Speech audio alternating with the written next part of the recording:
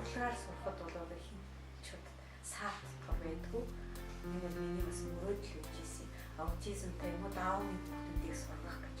Эрүүл хүүхдүүдийн дунд те ийм хүүхдүүдийг сургах бол маш их том онцлог байдаг. Өөрийн гэсэн ертөнцөөрөө энэ зураг зурхтаа бол тэр мэдрэмж гэдэг юм дээр цаанаасаа хүнээс нь байдаг тийм ээ. Урлагийн мэдрэмж гэдэг чинь хүн болгон өөрийн гэсэн цаанаасаа авьяас нь бурхнаас бол тийм хэмжээтэй заягдсан гэдэг. Тэгвэл аутизмтай хүүхдүүдийн цэвэр онцлогуд байдаг. Тэд нар бол өөрийнхөө зүгээс тэр байгаа бэлтгийг ч юм уу байгаа юмудаа дүрээ ч юм уу шал өөрөөр хардаг. Өөрийнхөө тийм ээ урлагийг ойлгодог хүмүүс байдаг. Тэгэхээр би ийм урд нь бас их сонин хүмүүстэй тулж ирсэн л да. Тэгээд тэднэрд бол нэг том онцлог байдаг. Урлагийг их сониор мэдэрдэг. Урлагийг бол өвөрмөц өөрийн гэсэн тэр соёнгоор мэдэрдэг.